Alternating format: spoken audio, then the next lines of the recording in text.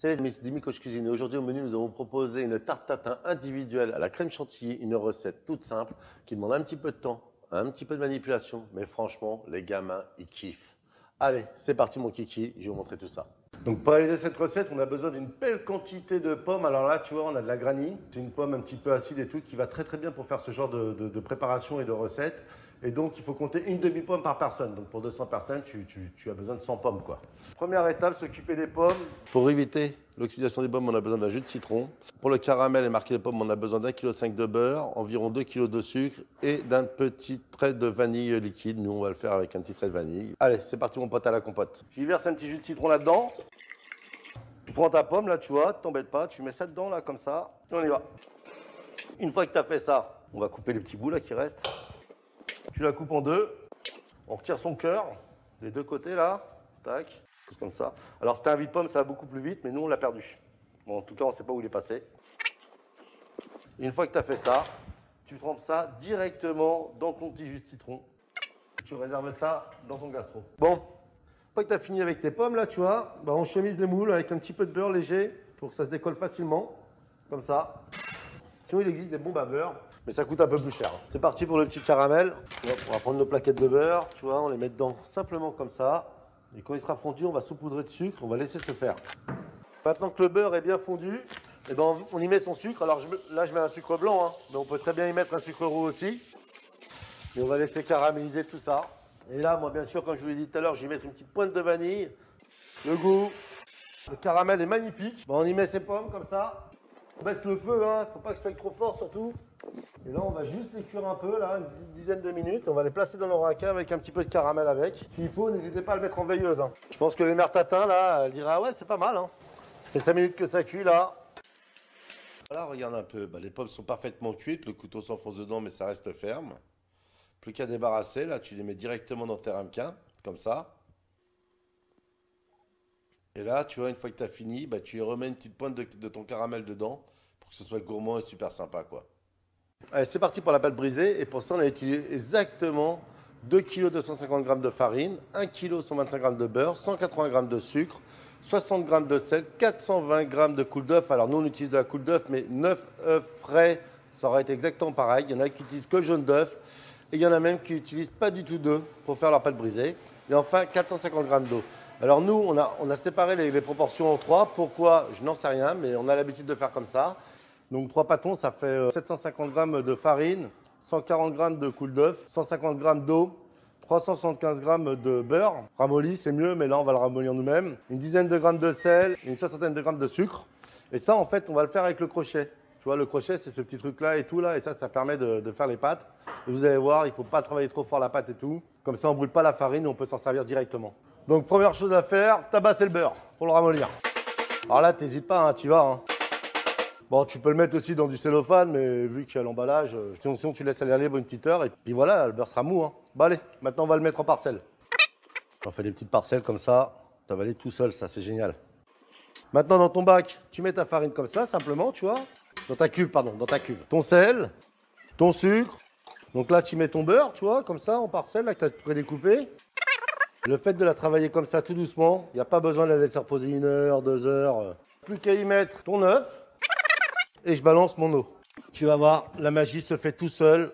Tu mets ça en vitesse 1. Et voilà, regarde bien. Ça va se faire, mais vraiment tout seul. Tu vois, tout doucement. Et la pâte, elle sera prête quand on va se décoller des parois et qu'elle fera une belle boule. Ça fait à peine 2 minutes, tu vois. C'est magique hein, quand même. Le beurre, il se mélange bien. Il y a tout qui se mélange là. Ça va être génial. Tiens, regarde un peu ce que ça donne là. Je vais mettre un tout petit coup de vitesse supplémentaire. Tu vois, ça colle plus aux parois ni rien. Là, c'est bon, elle est prête. Il n'y aura plus qu'à la fraiser. Bah, c'est parti, mon kiki. Bon, bah voilà ma petite pâte. On va en faire une belle boule là, comme ça, tu vois. Et maintenant, on va la fraiser. Là, tu vois, tu prends et t'écrases bien comme ça. Tu vois le geste?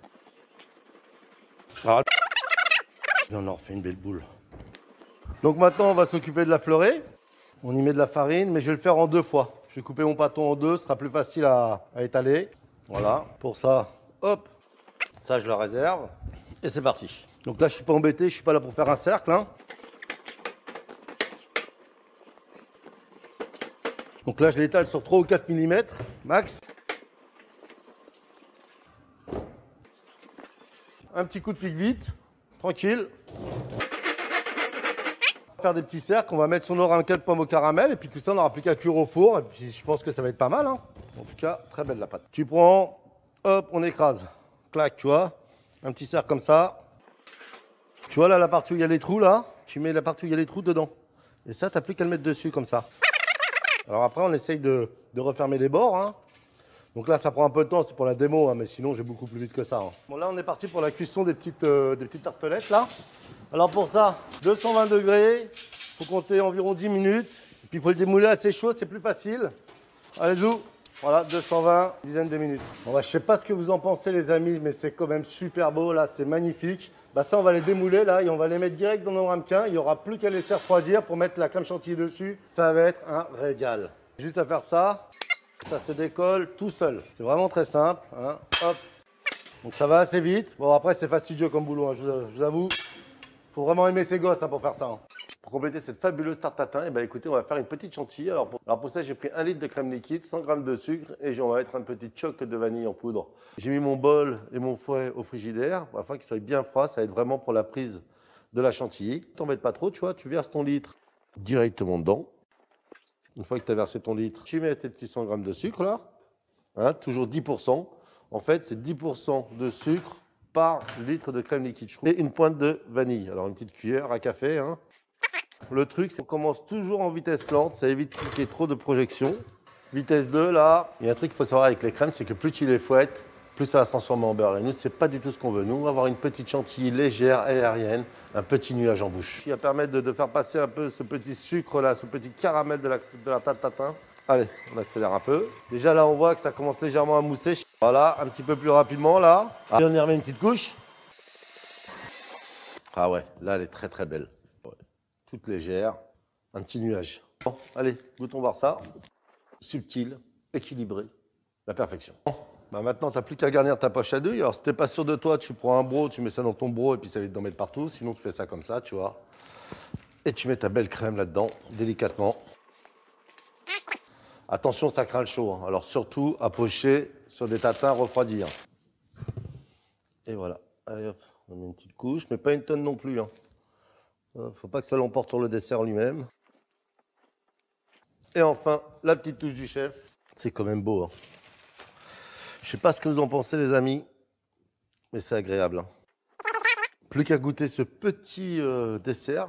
Fantastique, incroyable. Franchement, je veux dire un truc, on a le petit croquant de la pâte avec la petite pomme, la granny légèrement acidulée et son petit sucre.